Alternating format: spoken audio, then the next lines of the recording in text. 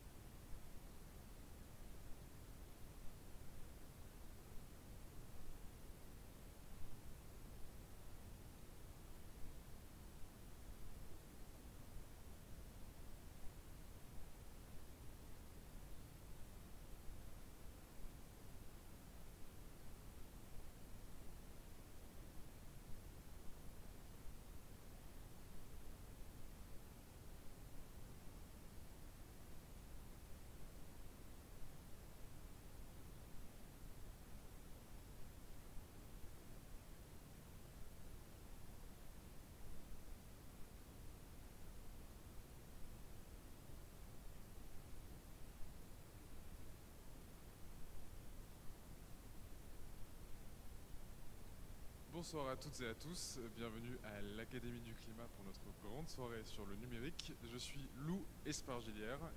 Et Juliette Keff de Vert. Voilà, j'aimerais bien commencer pour qu'on fasse un petit peu connaissance par un petit quiz. J'aimerais savoir qui dans la salle à main levée possède un smartphone. Ok. Qui possède plus d'un ordinateur chez soi pour travailler les loisirs? On n'est pas là pour distribuer les bons et les mauvais points, c'est juste pour savoir. Ok. Qui a une montre connectée?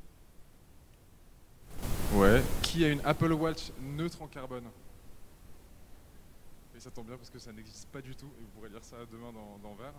Qui a un frigo qui lui parle? Non, ça va, on est entre gens sérieux ce soir, ça fait très plaisir. Alors, le numérique, ça a l'air complètement anodin et immatériel.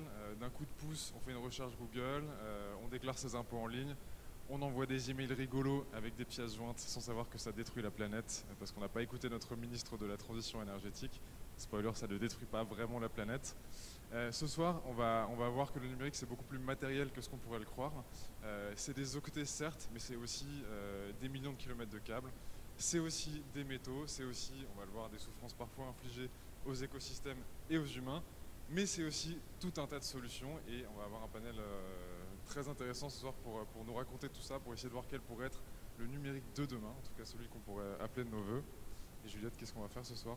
Alors ce soir, on va vivre ensemble une soirée absolument magnifique en deux parties. D'abord, Thomas Thibault, tu vas nous présenter une super conférence sur les ordres de grandeur sur le numérique. Et donc, il va dérouler tout ça avec du papier toilette. Ça va être extraordinaire. Je spoil un tout petit peu. Et ensuite, on va beaucoup parler des solutions, parce que c'est aussi ce qui nous intéresse à Vert, de voir quelles sont les solutions à l'échelle individuelle et collective. Donc, on aura l'honneur d'accueillir des experts de pointe. On aura notamment Agnès Crépet de Fairphone, qui est juste ici. Marion Graefly de Télécop. Et aussi Tom Nico de l'ARCEP, qui est juste là. Tu peux laver la main. Voilà, donc on fera le tour de tous ces enjeux-là, de toutes les solutions, avec ces experts de grande qualité. Et ce sera aussi l'occasion de vous présenter le tout dernier poster de notre série Des ordres de grandeur, consacré, vous y croirez pas, au numérique. Voilà. Alors, on va vous montrer tout ça. Vous pourrez à la fin aller mettre la main sur tous les posters de notre série, si ça vous dit. Et sans plus tarder, on va commencer avec Thomas de Limite Numérique.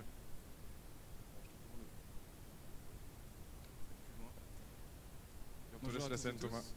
Ouais, moi j'aime bien comme ça. Ça va, vous m'entendez bien? Ok. Alors, j'ai pas beaucoup de temps. On m'a dit fais sobre, fais 30 minutes. Donc c'est parti. Donc c'est une petite conférence. Vous pourrez retrouver la présentation si vous le voulez sur ce lien là qui est pour sensibiliser un peu aux impacts du numérique. Alors quand on parle du numérique, souvent il y a un discours qui l'accompagne, c'est celui de la dématérialisation. C'est assez nouveau en fait dans l'histoire des infrastructures, alors que en fait le numérique c'est rien d'autre qu'une infrastructure très matérielle qu'on vient juste matérialiser un peu loin des yeux, un peu loin des yeux, loin du cœur. En fait, l'infrastructure, elle est toujours là. Alors avant, on avait, là je reprends les mails, mais avant, on avait du papier, on avait des fourgons, un facteur, des centres de tri. Et aujourd'hui, on a une box, du cuivre, des relais, des data centers, des tableaux d'accès, etc. Donc, pour parler d'impact, j'aime bien aussi parler de matérialité du numérique. Et du coup, je voulais commencer par essayer de décomposer de quoi est fait le numérique. Alors, premièrement, ce qui permet cette présentation, il y a donc les terminaux, donc ce téléphone sur lequel j'ai mes notes parce que j'ai pas une mémoire de ouf, et cet ordinateur. Donc aujourd'hui, il y a à peu près 39 milliards d'objets, de terminaux dans le monde, objets connectés compris, et en France, il y a 800 millions d'équipements, soit à peu près 13 par personne. Donc si vous comptez bien, il y a à peu près 13 par personne, perso et pro. Bon, ensuite, qu'est-ce qu'il y a après ça? Il y a les data centers. Donc c'est là où est hébergée cette présentation, vous pouvez y accéder. Donc ces data centers, ces centres de données ont besoin d'espace, d'électricité pour fonctionner, d'eau également pour se refroidir. Et ici c'est ça c'est un data center, on ne voit pas trop à quoi ça ressemble en général. Ça c'est ce qui est rigolo, c'est que c'est le data center de Scaleway qui est en fait dans un ancien tripostal. Donc au final les infrastructures sont toujours là. Donc ces data centers, j'y reviendrai un peu sur l'impact, mais ils posent des questions d'impact puisque en fait donc il y a la pression en eau qu'ils opèrent en fait sur les territoires sur lesquels ils sont. Par exemple, donc les plus gros data centers type celui de Google en plein désert de l'Arizona ou celui en Belgique, c'est à peu près 790 baignoires pleines d'eau par heure pour se refroidir. C'est l'équivalent à peu près de 11 000 ménages. Et en électricité, un data center, c'est 30 MW en moyenne, ou pour les plus gros de 50 à 100, ce qui équivaut à une ville de 25 à 100 000 habitants. Donc quand un data center s'installe quelque part, c'est pas rien du tout. Ensuite, on a les antennes 4G. Il y en a à peu près une tous les 10 km² en France, avec évidemment beaucoup plus dans les milieux urbains. Et voilà. Ah oui, j'ai oublié de dire sur les data centers, il y a aussi des fortes disparités au niveau territorial. Par exemple, en Irlande, où il y a beaucoup de data centers, beaucoup d'entreprises sont là-bas. L'électricité qui alimente les data centers en Irlande consomme autant que tout l'habitat urbain du pays. Donc on a des antennes, on a aussi des câbles, alors des câbles terrestres, mais aussi des câbles sous-marins. Voici à quoi ça ressemble. Aujourd'hui, il y en a 485 en 2023, ce qui équivaut à faire 35 fois le tour de la Terre, si on les mettait bout à bout, ou 2 allers-retours Terre-Lune, à peu près. Voilà, on a fait des petites data viz en emoji que vous pourrez copier-coller si ça vous intéresse. La durée de vie un peu moyenne de ces câbles, c'est de 25 ans, sauf qu'en général, en fait, on va en construire d'autres, parce qu'on va avoir des débits, des exigences de débit de performance de plus en plus élevées, donc on va en rajouter d'autres. Bon, voilà, je m'arrête là, mais sur le matériel, mais évidemment, il y a aussi les relais, les satellites. On a eu une intervention à la Cité des Sciences il n'y a pas longtemps avec l'ARCEP. Et donc, dans tout ça, il y a le trafic. Alors, en 2022, le trafic Internet qui circule dans tous ces câbles, tous ces canaux, c'est 5 zeta-octets de données. Alors, 5 zeta-octets, en plus d'être difficile à dire, c'est beaucoup de zéros. C'est à peu près c'est ce chiffre-là en nombre de gigaoctets. Voilà, c'est à peu près 60 à 80 films HD téléchargés chaque seconde. Et pour se rendre compte, en fait, on ne se rend pas trop compte de ce que c'est en fait une donnée. Et un film, en fait, c'est lourd, c'est assez lourd. Et en fait, je vous propose un petit exercice. Donc attention, tu m'as spoilé, mais c'est le climax de ce moment. Ouvrez bien vos mirettes. Alors, en général, ce que je fais, je vais peut-être avoir besoin de... Ouais, non, je vais y arriver. Alors, je vais essayer de représenter. En fait, ce que je vais faire, c'est que je vais essayer de représenter le poids du numérique pour se rendre compte vraiment de qu'est-ce que c'est un giga. Pour ce faire, en fait, je vais prendre une feuille de papier toilette qui représente 60 mégas. Et je vais la couper en deux.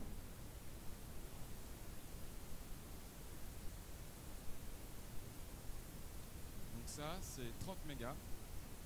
C'est le poids de Windows 95. Donc le système d'exploitation Windows. C'est aussi le poids de la page d'accueil du site web de l'iPhone 15. Je suis pas sûr que l'iPhone 15, la page d'accueil du site web permette autant de fonctions, mais voilà, pour vous rendre compte un peu des ordres de grandeur. Si je la redécoupe encore une fois, c'est à peu près une photo qui sort de votre réflexe.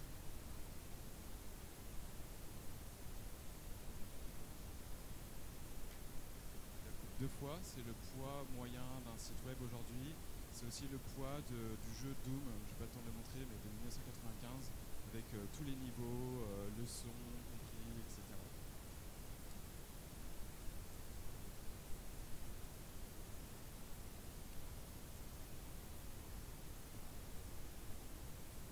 Ça, c'est la taille d'une grosse image sur Internet. Ceux qui font, ils commencent à plus trop voir. Ou alors, pour les plus vieux, le poids d'une disquette.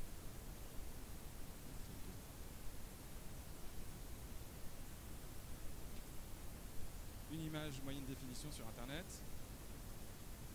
Maintenant, je vais la couper 3 fois.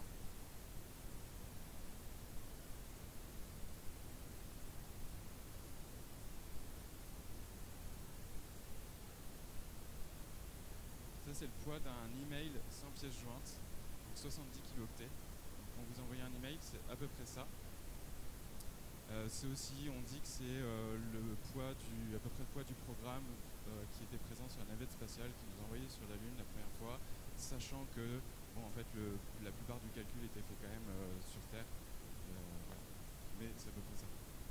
Et donc, la question que je vous pose, c'est une heure de Netflix, c'est combien de feuilles de papier toilette?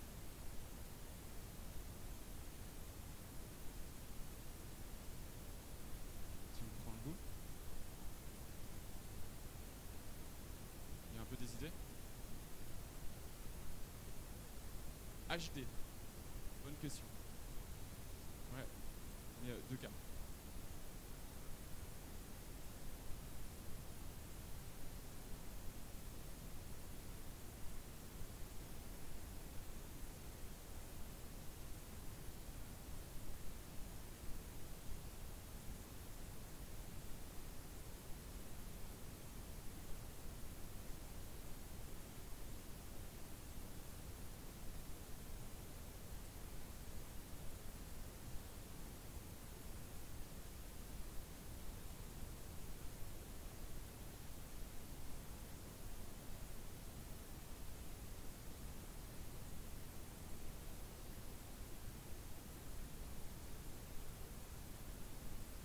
Feuilles, donc 3 gigas.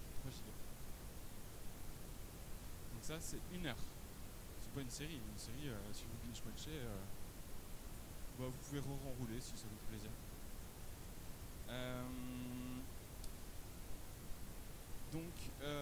Donc ça, c'est juste, effectivement, c'est donc le double, c'est en Full HD, donc en 4K.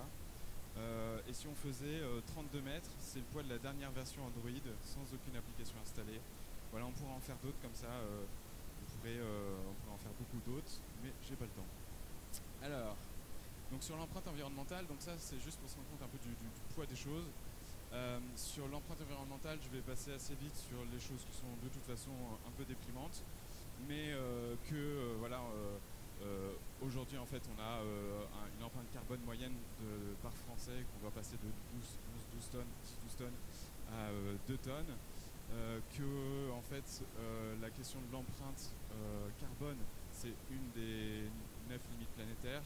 Et en fait, on en a dépassé pas mal. Hein. C'est pas une rosace à colorier, il faut surtout pas les colorier, mais c'est toutes les limites à ne pas dépasser, sans quoi on se risque à un effondrement en fait, du vivant. Et en fait, dans le numérique, ce qui est important, c'est d'avoir en tête un peu toutes ces limites planétaires qui sont liées à la biodiversité, à la pollution, au cycle de l'eau douce, etc. Puisqu'en fait, le numérique, c'est pas juste du CO2. Alors, bon, c'est quand même du CO2. Donc, les données un peu qu'on a, c'est que le numérique, c'est à peu près 4% de gaz à effet de serre dans le monde.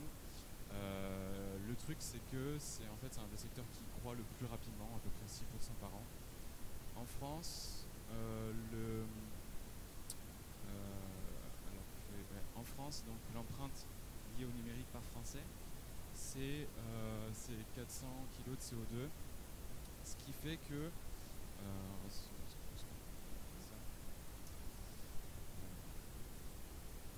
vous êtes super loin, alors vous n'allez pas tout voir mes petits Lego là. Alors, ça c'est l'empreinte qu'on a aujourd'hui par Français. Ça c'est l'empreinte qu'on doit avoir pour rester normalement, c'est l'objectif des accords de Paris en termes de bilan carbone. Le numérique aujourd'hui,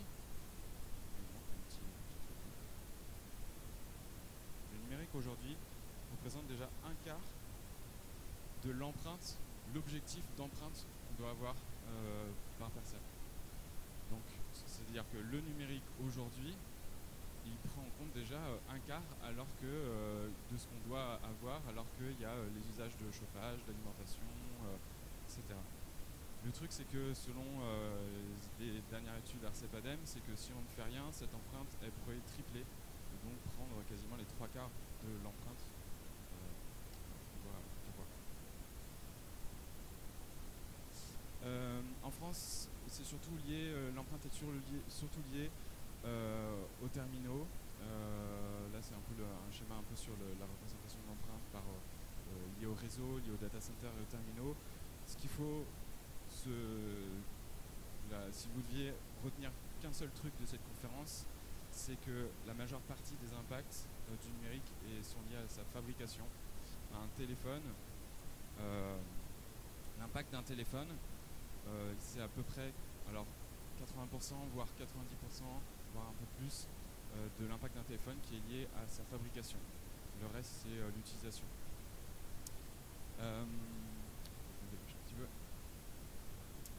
Ça, c'est sur la partie empreinte.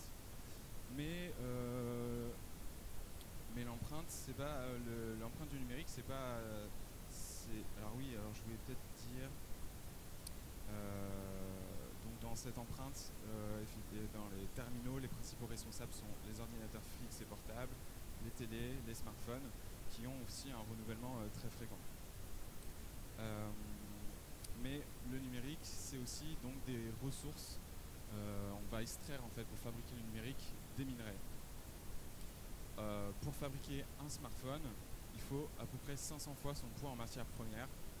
Ce qui équivaut, je suis pas bien gros, mais je transporte à peu près mon poids correspond au poids nécessaire pour fabriquer le smartphone que j'ai dans la poche.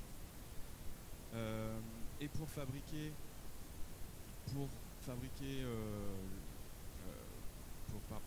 produire les services numériques par Français et l'ensemble des équipements que possède un Français, c'est à peu près 950 kg par an de ressources, ce qui équivaut à 13 fois mon poids, donc 1, 2, 3, 4, 5, il faudrait 10 personnes qui se lèvent et les 2 derrière, les 3 derrière, les 3 premiers rangs, vous levez, allez-y. Donc ça, c'est ce qu'il faut en termes de poids, en moyenne, pour produire les équipements numériques dont j'ai besoin, et donc ça par an. C'est bon, je vais ouvrir ça. Donc le truc, c'est que donc il y a de la matière, et en fait, on est dans une courbe un peu exponentielle pour extraire des métaux. Qu'on regarde à peu près tous les métaux, en fait, on a des équipements de plus en plus nombreux, et donc on va avoir besoin de plus en plus de métaux.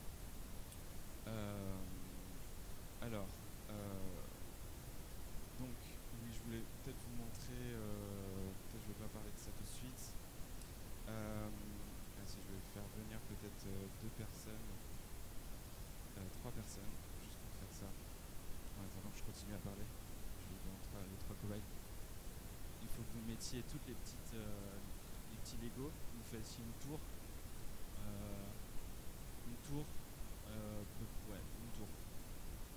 Voilà, tout simplement. Donc, on a une demande de métaux et de terres rares exponentielle. Pour le montrer, en fait, il va falloir extraire en métaux d'ici à 2050, selon les prédictions, 3 à 10 fois les niveaux actuels. Ce qui équivaut donc à extraire dans les 35 prochaines années autant de métaux qu'on a extraits depuis l'Antiquité. Donc, alors vous voyez pas trop, mais ici c'est à gauche, tu vas tout faire tomber et faire effondrer notre civilisation. Mais ici c'est les métaux qu'on a extraits depuis l'Antiquité, et ça c'est ce qu'on va extraire dans les 35 prochaines années. Et voilà, métaphore. Et donc on va augmenter de plus en plus les échelles de gisement. En fait, on va avoir des mines très très grandes, puisqu'en fait on va avoir les métaux sont très très peu concentrés dans le sol, et on va avoir des mines assez gigantesques, des mines industrielles assez gigantesques. Là, je ne sais pas si on se rend bien compte que sur cette photo, c'est à peu près 2 tours Eiffel et demi en fait de profondeur. Et ça, c'est un travail d'un photographe qui s'appelle Diane Marsh, qui a essayé de montrer le métal brut qu'on extrait au final à la fin, sachant que cette image, elle ne prend qu'une petite partie en fait d'une mine beaucoup plus grande. Donc on va devoir extraire des quantités assez infimes, avec des conséquences environnementales fortes. Alors notamment en fait il y a les bouts de métaux qui sont des mines qui sont chargées en métaux. On va devoir, là c'est la mine, c'est en Roumanie en fait, on va souvent virer des populations. On va remplir en fait des déchets de la mine. Il y a plein d'images comme ça. Et en fait voilà, on va aller chercher on va creuser de plus en plus loin. Maintenant on va essayer de creuser dans la mer. Voilà. Et en fait la concentration, aujourd'hui on va aller chercher souvent les mines qui sont les plus concentrées, celles qui sont les plus accessibles. Le truc c'est que plus on va aller dans le temps, plus on va aller avoir des mines qui sont de moins en moins concentrées, ou des mines de plus en plus loin, enfin difficiles d'accès. Et en fait, moins la concentration est forte, plus la concentration est faible, parce que ça marche pareil. Et en fait, plus on va avoir une augmentation de la consommation d'énergie pour aller l'extraire, une demande en eau, une demande en cyanure, etc., qui est aussi exponentielle. Donc en fait, plus on se rapproche vers une concentration faible, plus la demande est tellement forte en fait qu'on ne peut plus aller la chercher. Et en plus de cette demande exponentielle, en fait, on a aussi une multiplication des métaux. Une multiplication des nombres de métaux en fait différents dans un téléphone.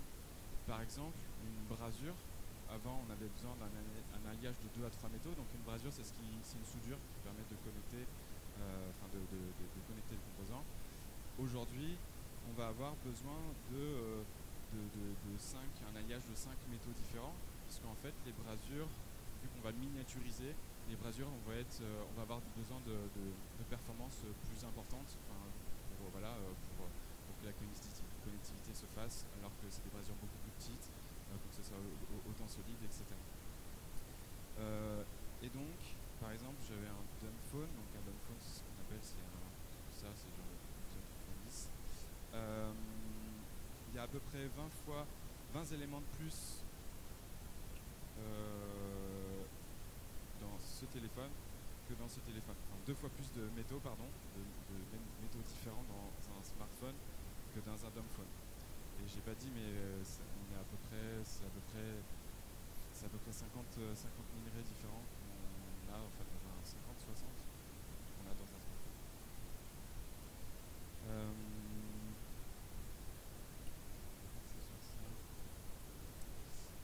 Donc là, vous avez un peu le tableau de Mendeleïev des téléphones, et avec une augmentation en fait des minerais dont on a besoin pour différents usages, pour des dalles tactiles, etc. Au fur et à mesure des années. Donc,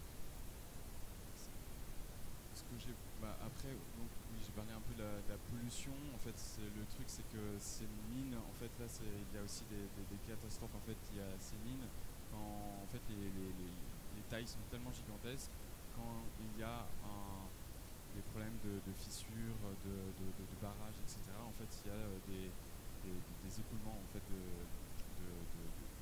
boues chargées en métaux lourds qui polluent en fait des environnements. Donc là, c'est pas un filtre Instagram, c'est une vraie rivière qui a été polluée liée à une mine de nickel en Russie.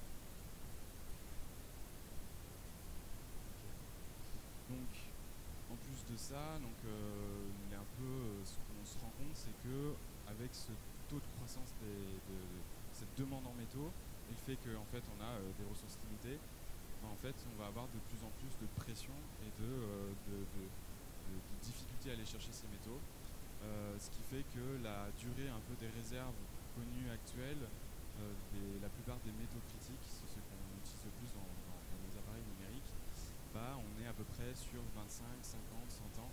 C'est difficile à évaluer parce que d'une part, on a une augmentation, elle ne prend pas en compte l'augmentation exponentielle et les prédictions des industriels, mais qui sont des prédictions un peu autorisatrices, qui peuvent faire en sorte qu'en fait on peut avoir des ruptures d'approvisionnement beaucoup plus tôt. Et en même temps, c'est juste des réserves connues pour en découvrir d'autres, mais qui seront forcément moins accessibles. Donc ça veut dire que voilà, s'il n'y a pas une réflexion sur la sobriété de ce qu'on fait du numérique, c'est vrai que c'est assez compliqué assez vite. Il va falloir choisir où mettre du numérique. Donc bon, c'est un peu déprimant, alors je mets des petits chiens de temps en temps pour faire remonter vos taux de sérotonine. Puisqu'en plus on va parler vite fait d'impacts sociaux. Voilà, je vous remets un petit peu le chien quand même parce que c'est chaud un peu. Donc dans cette extraction, il y a des mines industrielles, mais il y a aussi des mines artisanales. Il y en a qui sont très connues, comme celle au Congo, République démocratique du Congo, où là il y a principalement le cobalt qu'on vient extraire. C'est des mines artisanales où dans ces régions-là, on considère qu'il y a à peu près 40 000 enfants en fait, qui sont exploités dans ces mines. Donc ces enfants, voilà, si on les mettait dans des bus, mais qui ne vont pas à l'école, qui vont dans les mines, voici ce que ça représenterait. Et pour asseoir un peu cet esclavagisme, il y a des pratiques en fait, de violence sexuelle, de viol auprès des femmes et des enfants, pour asseoir un peu cette emprise. C'est des mines qui sont dirigées voilà, par des cartels locaux et des seigneurs légaux. Ensuite, l'eau. Alors là, il n'y a rien, mais il y en a. Donc on a parlé de l'eau des data centers. Aujourd'hui, une grande partie de l'empreinte est dans les opérations de minage, pour le transport des résidus, entre autres. Et cette demande en eau, en fait, le truc, c'est qu'elle rentre en concurrence avec les besoins hydriques des territoires. Par exemple, au Chili, il y a des photos de Paul Lemaire, qui est un journaliste photographe, qui avait montré un peu dans les mines de cuivre, qui est une des plus grandes mines de cuivre à ciel ouvert du monde, qui est au Chili. En fait, l'industrie pompe énormément en fait, dans les rivières et les fleuves, ce qui fait qu'elles assèchent là où il y a déjà des besoins importants en eau pour se nourrir, faire l'agriculture, etc. On a aussi de l'eau sur la fabrication. TSMC, qui est le plus grand fabricant de mines, plus grand fabricant au monde de puces et de semi-conducteurs, qui est à Taïwan, a augmenté sa consommation d'eau de 150% entre 2016 et 2022, pour arriver aujourd'hui à 200 millions de litres d'eau par jour, soit la consommation de 170 000 ménages à Taïwan. Et pendant les sécheresses, en fait, il est obligé déjà de se fournir par camion-citerne, parce qu'en fait, il n'est pas assez approvisionné en eau. Donc ça, c'est sur l'eau. Enfin, les déchets, la fin de vie de tous ces appareils-là. En 5 ans, l'humanité a produit 21% de plus de déchets électroniques, soit 3 fois plus vite que la population, avec palme d'or pour les Européens, qui dépensent à peu près 20 kg par personne et par an pour la France. Alors c'est déchets, normalement c'est DEEE, donc c'est déchets électroniques, électriques, c'est pas juste les ordinateurs, ça peut être machines à laver, etc. Mais ça représente donc à peu près 4500 fois 7300 fois la tour Eiffel en masse. Voici un peu le taux de collecte dans le monde. Alors, on ne parle pas de recyclage, j'aime pas trop parler de recyclage, puisque en fait, un téléphone, ça se recycle pas sur les 50, 60 métaux, les différents éléments dans un téléphone. En général, on récupère que 4 éléments, c'est-à-dire or, argent, palladium, cuivre. Et puis, ça demande à chaque fois de l'énergie, des produits chimiques pour les extraire. Mais la plupart en fait des téléphones, ou des appareils numériques, on a visité un centre de traitement en Île-de-France. En fait, il y a plein d'objets qui fonctionnent encore, juste qu'ils sont obsolètes. Mais du coup, on ne peut plus trop les utiliser parce que parfois le logiciel ne marche plus, parce que en fait, le service ne marche plus, parce que c'est obsolète, les performances ne sont pas assez bonnes. Et puis en fait, dans un appareil, il peut y avoir des composants qui fonctionnent, d'autres pas. Mais voilà. Et donc la collecte, ça veut dire, qu'est-ce que ça veut dire? Ça veut dire on le récupère, on essaie de reconditionner ce qu'on peut, de le revendre s'il y a un marché. Si ça ne fonctionne pas, si on ne peut pas le revendre, on essaie de le broyer pour récupérer quelques métaux. Et puis parfois ça finit aussi en enfouissage. Et donc on a quand même un bon taux de collecte, on fait partie des meilleurs dans le monde, mais le taux de collecte en France, il est de 76%. Et pour le reste dans le monde, donc c'est 17%, et pour le reste on ne sait pas trop bien où ça va. Ça peut être enterré, changé, aussi recyclé, mais hors des normes environnementales existantes. Cette collecte, quand c'est échangé, diffusé hors des normes environnementales existantes, c'est aussi l'occasion parfois d'arriver dans des grandes décharges où en fait des personnes vont essayer de brûler en fait le matériel pour en récupérer le cuivre, et en fait ça va créer des substances très nocives, ça va diffuser des substances nocives pour la santé. Je vais essayer de m'arrêter là. Donc là évidemment c'est un aperçu très rapide sur le numérique qui fait un peu peur parce que c'est un aperçu sur le numérique, mais il faut aussi le mettre en relation avec d'autres ordres de grandeur qui sont aussi importants. Ça sert à rien de culpabiliser, de regarder Netflix et de rouler tout ce papier toilette si à côté en fait on va prendre l'avion qui a un impact un carbone beaucoup plus important. Donc il faut toujours essayer de le mettre en corrélation avec d'autres secteurs en fait et d'autres actes qui sont tout aussi importants. Si vous voulez un peu suivre, donc en fait on a une newsletter qui s'appelle Limite Numérique, qui est une newsletter mensuelle pour parler un peu de ces sujets-là. On essaie de parler de façon accessible, partager des rapports, des données, partager des inspirations aussi, parce que là c'est un peu déprimant, mais dans le couloir on a mis, si jamais vous passez devant, on a mis quelques panneaux qui représentent 24 leviers de réduction des impacts du numérique qu'on a essayé d'identifier, avec à chaque fois il y a un petit QR code qui renvoie à une bibliothèque d'inspiration pour chacun des leviers, donc pour essayer de trouver un peu plein de projets, plein d'actions possibles pour réduire les impacts du numérique. Voilà, et puis voilà, vous pouvez suivre aussi le site de Limite Numérique, et je vous mets le lien tout en haut si vous voulez récupérer la presse avec une source. Merci de m'avoir écouté.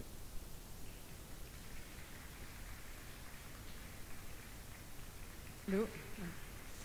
Merci beaucoup Thomas pour cette conférence. On peut vraiment l'applaudir. Donc Thomas Thibault du collectif Limite Numérique.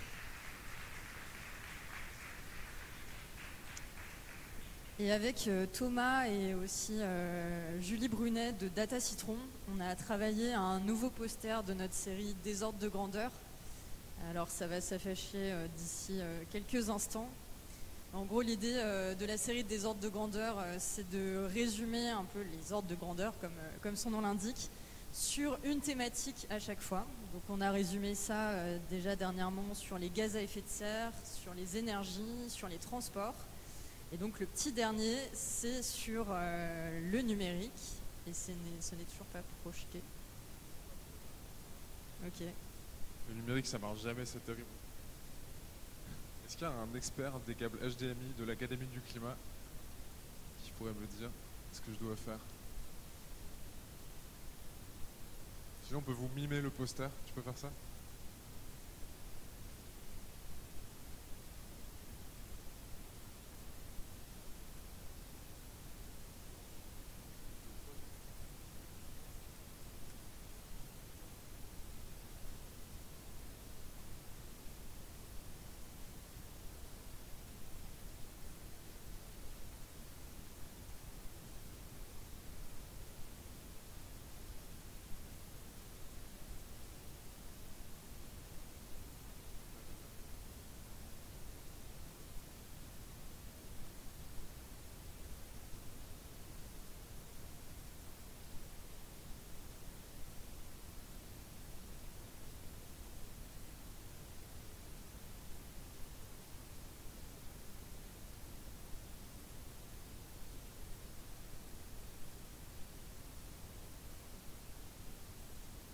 censure de la part de l'Académie du climat, clairement.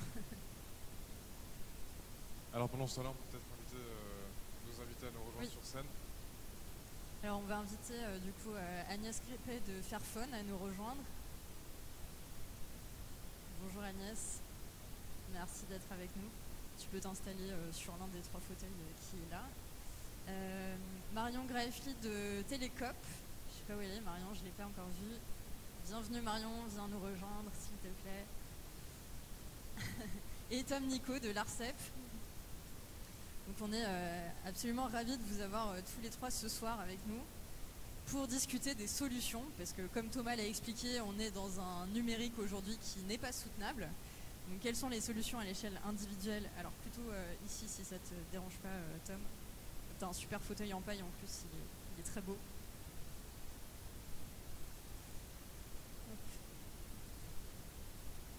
C'est peu. Et donc je vous propose qu'on commence cette table ronde et on fera la présentation du poster après, puisque voilà. Donc Agnès, tu es responsable de la longévité logicielle et de l'informatique chez Fairphone. Alors Fairphone, c'est une entreprise qui est bien connue, qui est une entreprise sociale, qui a créé le premier smartphone éthique dès 2013. En fait, vous êtes lancé à cette époque-là déjà, je crois, 2013.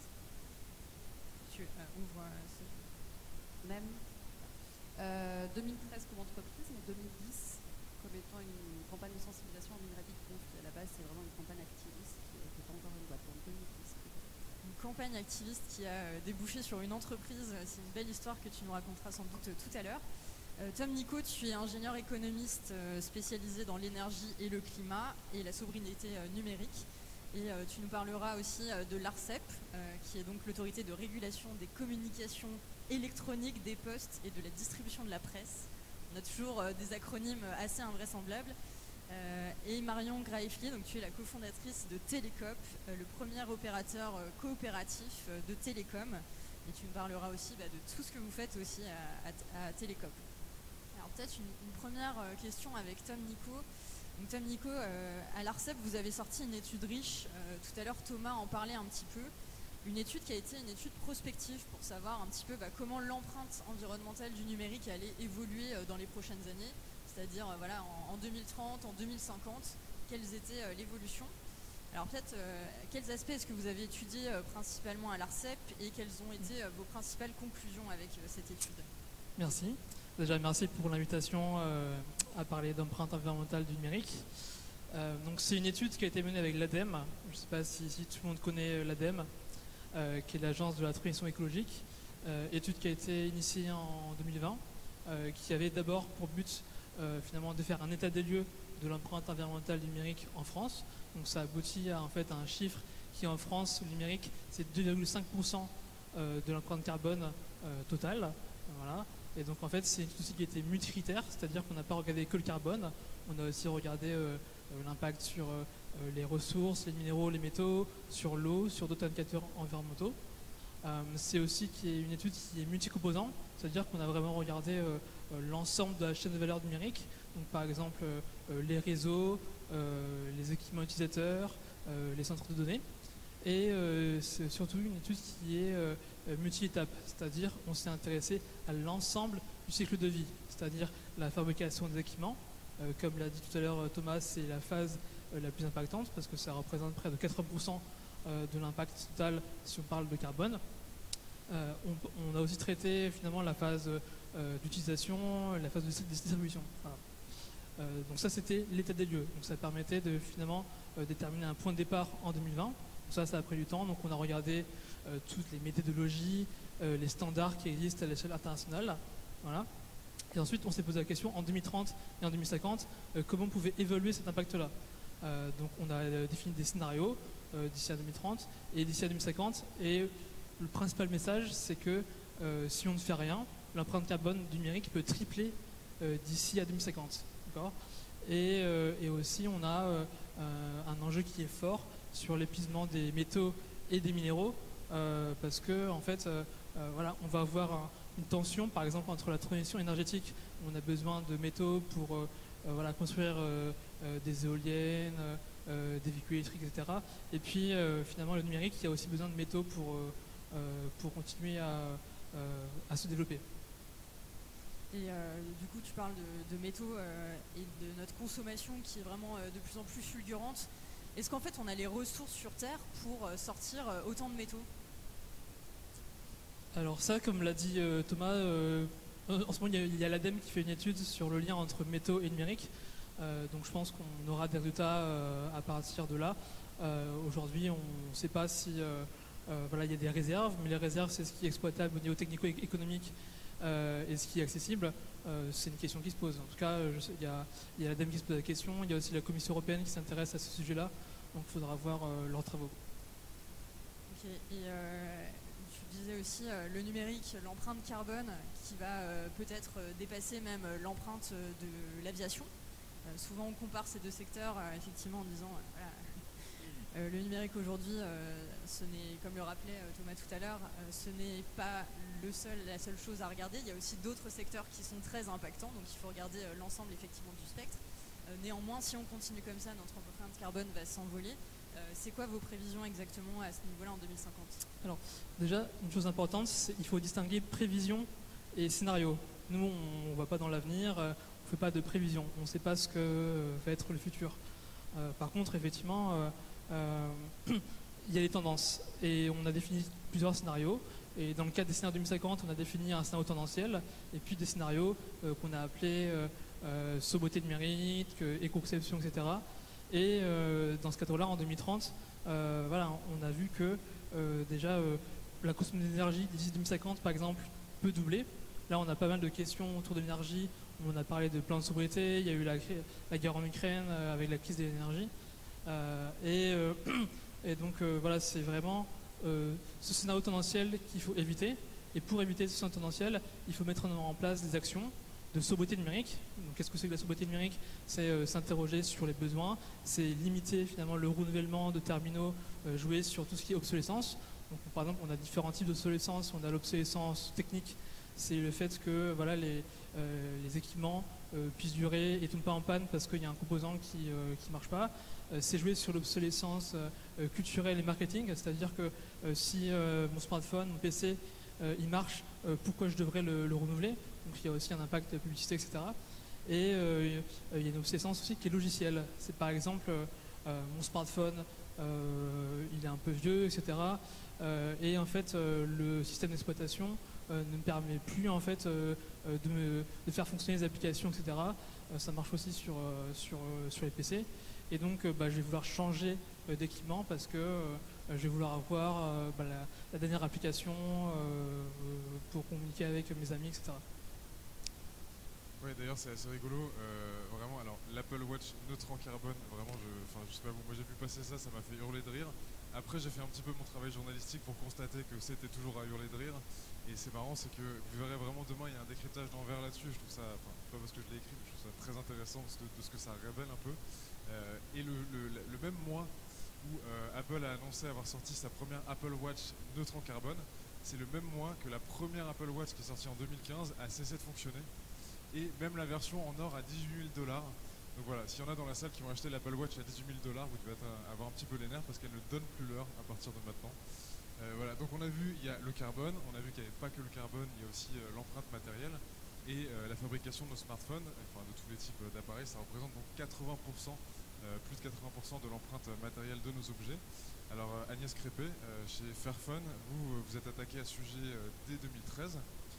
Et la clé, une des clés en tout cas, c'est de faire durer les appareils. Alors comment est-ce qu'on augmente, comment est-ce que vous augmentez leur longévité et est-ce que c'est compliqué de faire des produits qui durent longtemps? Alors, je veux dire, c'est pas compliqué. Si on veut, c'est pas compliqué. Donc, typiquement, la réparabilité. Vous avez parlé de la partie matérielle. Souvenez-vous, je crois que Thomas, tout à l'heure, tu parlais du 3310. Le Nokia 3310, il était relativement réparable. La batterie, elle n'était pas collée. Aujourd'hui, la plupart de nos téléphones ont une batterie collée. Il y a eu tout un tas de lobbying pour interdire ça au niveau européen. On a un peu échoué. Je pense que ça passera dans pas longtemps. Mais c'est quand même une aberration. Enfin, pensez à votre lampe de poche quand vous étiez môme. Est-ce qu'il vous serait venu à l'idée d'avoir une pile collée?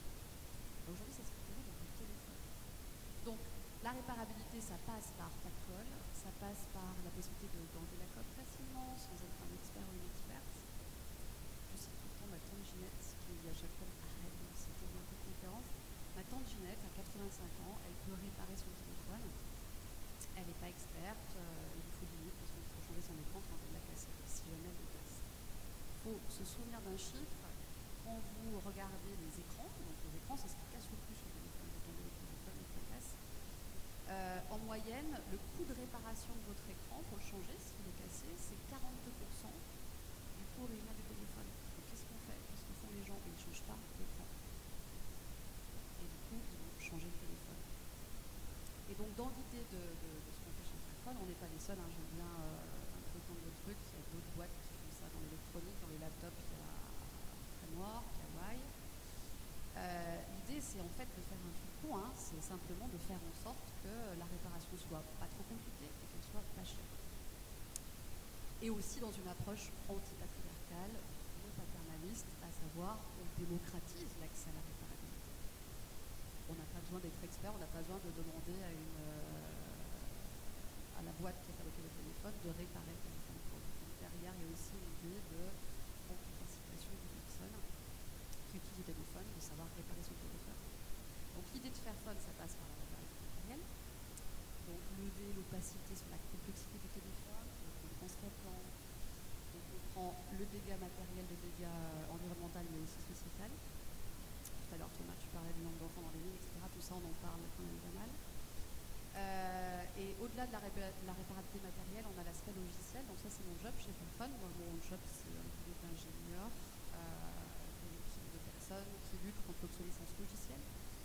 Donc on fait tout un tas de trucs pour essayer de contourner les monopoles autour des composants électroniques que vous trouvez dans votre téléphone, qui ont des petites couches logicielles qu'on appelle firmware, et qui sont loin d'être open source, et qui font que, au bout d'un moment, votre téléphone, soit il ne reçoit pas la mise à jour du tout, soit quand il la reçoit, il va devenir très lent, fluffy, comme on dit, et du coup vous allez arrêter d'utiliser votre téléphone. Ou si vous êtes accro à des trucs comme TikTok ou Snapchat, qui sont des durées de vie en termes d'app, au-delà de leur intérêt que vous pouvez remettre en question, mais la durée de vie de ces apps, elle est ultra courte. Donc si jamais vous êtes accro à TikTok et que vous ne pouvez pas vous en passer, et si vous achetez un téléphone qui a 3-4 ans reconditionné, potentiellement TikTok ne va pas marcher sur votre téléphone, parce que l'application ne va pas être compatible avec une vieille version d'Android.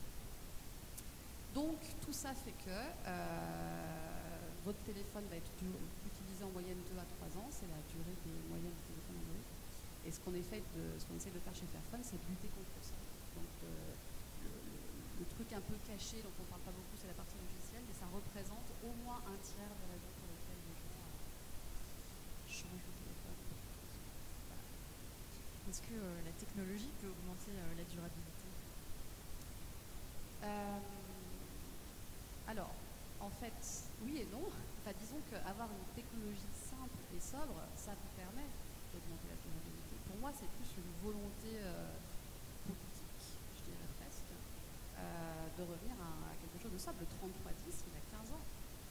Et le 3310, il est peut-être beaucoup plus réparable que la plupart des téléphones aujourd'hui. Donc, moi, je ne crois pas du tout au fait que la tech va sauver le monde. Hein. Je pense que vous l'avez compris, vous le comprendrez fortement après la table ronde dans mon discours. Je pense qu'il y a vraiment une possibilité de faire des tech sobres. Je pense déjà que la tech ne va pas résoudre les problèmes environnementaux, ça c'est sûr, et que si jamais vous avez du mal à vous passer d'appareils électroniques comme un téléphone ou un ordinateur, que vous avez des solutions qui existent aujourd'hui qui vous permettent d'améliorer la durée de vie de ces appareils. Est-ce que et pourquoi c'est compliqué de réutiliser, de recycler les métaux qu'il y a dans nos téléphones? Alors les métaux. Alors, ce qui est compliqué, tout à l'heure tu parlais des alliages. Oui, il y a des alliages qui se multiplient, mais si je parle juste de l'alliage, gardez cette image en tête. Pensez à votre gâteau que vous faites à base de farine et de sucre. Vous mélangez ça dans un saladier, vous chauffez ça, c'est très compliqué de récupérer la farine et le sucre après avoir chauffé ça. Donc même si l'alliage est plus compliqué, même l'alliage simple en fait est compliqué à recycler. Ce qui se passe dans un téléphone, c'est qu'en plus d'avoir de l'alliage, parfois se complexifie, la quantité est toute petite.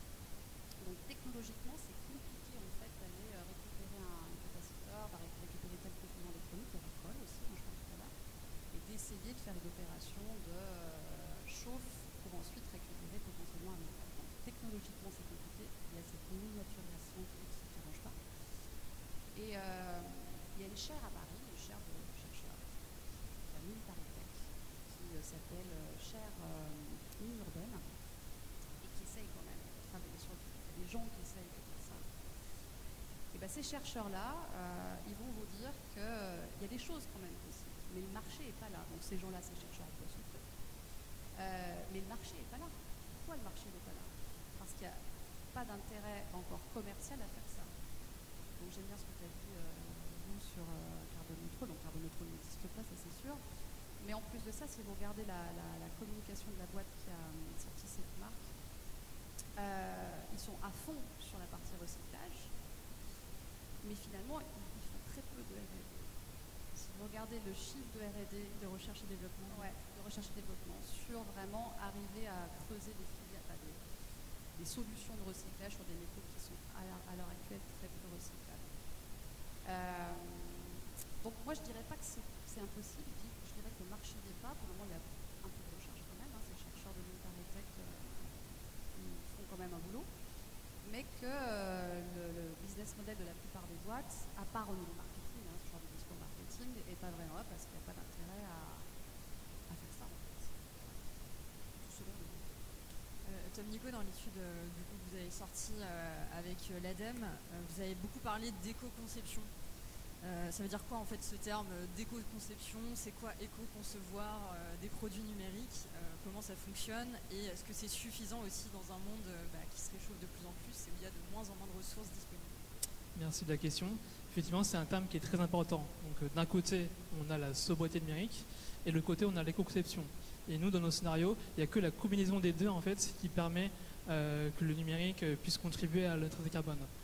Donc, l'éco-conception, c'est quoi? C'est intégrer finalement les caractéristiques environnementales, l'environnement, tout au long du cycle de vie pour finalement venir améliorer la performance environnementale du produit. Donc c'est déjà de se dire, par exemple, quand je conçois que ce soit un smartphone, une vidéo, un service numérique, il faut se poser des questions, se dire pour l'utilisateur, qu'est-ce qui sera le mieux quand il va visionner sa vidéo, etc., pour que finalement ce service ait le moins d'impact possible. Et là, j'en profite aussi parce qu'on a lancé une deuxième version de ce qu'on appelle le référentiel général d'éco-conception des services numériques, donc avec l'ARCOM, qui est notre autorité de régulation, et puis avec l'ADEME. Et c'était une version qui était en consultation. Et c'est un référentiel de 90 critères où on se pose la question, est-ce que finalement mon service il est éco-conçu ou non? Donc, par exemple, la première question, c'est quelle est l'utilité de ce service? Est-ce que finalement c'est un service qui va servir, je ne sais pas, dans l'industrie de l'oil and gas, par exemple, pour le pétrole et le charbon, ou c'est un service qui va, par exemple, aider, je ne sais pas, contre la précarité, pour l'aide sociale, etc. Donc, c'est des questions qui se posent. Et donc, c'est assez important de venir finalement se poser la question, mais bien en amont, parce qu'en fait, quand le service ou le produit est lancé, c'est déjà trop tard. On peut venir un peu optimiser, mais c'est très en amont qu'il faut venir se poser ce genre de questions. Par exemple, c'est aussi de se poser la question, si j'ai un service numérique, est-ce que mon centre de données, je le mets dans un pays qui est très carboné, comme en Pologne, en Grèce, en Allemagne, ou alors je vais essayer de localiser mon centre de données dans un pays qui est plutôt bas carbone. Voilà, c'est de se poser ce genre de questions.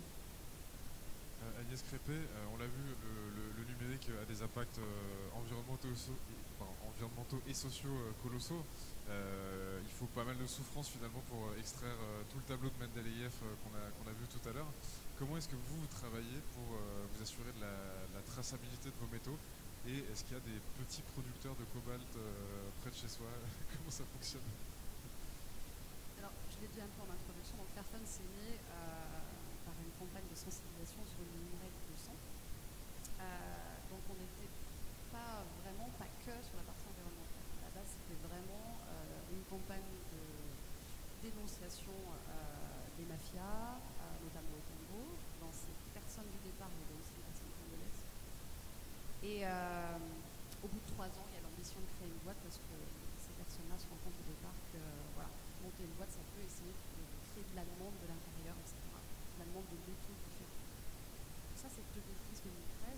2013, la boîte naît, sort un téléphone avec de l'étain et du tungstène conflictués, donc 2 métaux. Et 10 ans après, on est à 15 métaux. Et si vous vous souvenez de la conférence de Thomas, dans un téléphone, on a 50 et 60 métaux. Qu'est-ce qu'on a foutu pendant tous ces 10 ans? Pourquoi on n'est pas à 50? Parce que c'est super lent en fait. En 15 ans, on n'est que à 15 parce que attaquer un métal, un minerai, arriver à décomplexifier simplifier la supply chain, la chaîne d'approvisionnement. C'est un travail assez colossal. Aujourd'hui, on est 140 employés, donc c'est cool, c'est pas beaucoup. Ça prend vachement de temps de comprendre comment ça marche. Parce que dans cette chaîne d'approvisionnement, vous avez la mine, vous avez le raffineur, vous avez le trader qui va vendre une certaine substance à un composant, à une machine à vibration, par exemple, un fabricant qui va construire une machine à vibration. Cette machine à vibration, elle va être incorporée dans le téléphone. Bref, il y a à peu près une dizaine d'intermédiaires.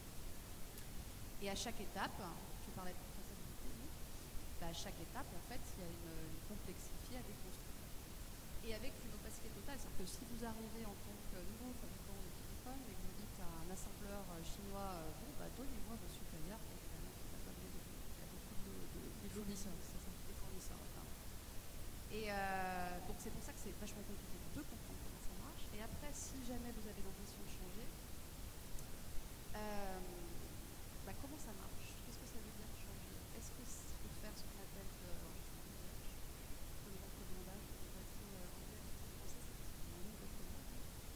mais est-ce qu'on fait de l'upstream? Est-ce qu'on va changer par le haut en tant que fabricant et pousser nos fournisseurs directs à changer, ou est-ce qu'on passe par le bas? Il faut les deux. Ce qui est sûr, c'est que chez Fairphone, on ne croit pas à uniquement faire des audits. C'est pas parce qu'on va bosser avec une mine industrielle ou un raffineur industriel qui vous dit qu'il est propre qu'il va l'être, socialement parlant, je veux dire. Donc on pense vraiment qu'il faut être sur place. Et qu'il faut insuffler un changement localement avec les gens. Pour penser à mon discours tout à l'heure dans la capacitation des gens, notamment des mineurs, on pense qu'il faut mieux être avec les personnes qui travaillent dans les mines plutôt que uniquement faire des audits sur la ligne du dessus, le trader ou le raffineur. Et ça passe par un truc qui est compliqué à expliquer. Parce que aller bosser avec les gens qui bossent dans les mines, notamment les mines artisanales, tu parlais de moi, tu parlais du chiffre de 40 000 enfants, c'est au Congo, c'est que au Congo, il y a 40 000 enfants qui bossent dans les mines au Congo. Et passer par le fait de bosser avec les mineurs, c'est passer par le fait de bosser avec les familles, donc c'est accepter à un moment donné de bosser avec les enfants, de bosser avec les familles de mineurs où il y a des enfants, pour qu'ensuite ces gens-là puissent s'autonomiser, vu qu'on est payé pour avoir des possibilités de s'organiser collectivement, donc il y a aussi une démarche décoloniale. Arriver à un moment donné arriver à se retirer en fait du process et que ces personnes-là deviennent libérales sans vie. Toute cette démarche-là, c'est cool, j'ai un quart d'heure, je peux vous en parler. Mais en fait, expliquer ça au grand public, c'est une démarche qui est assez compliquée, qui est d'ailleurs pas très connue de personne.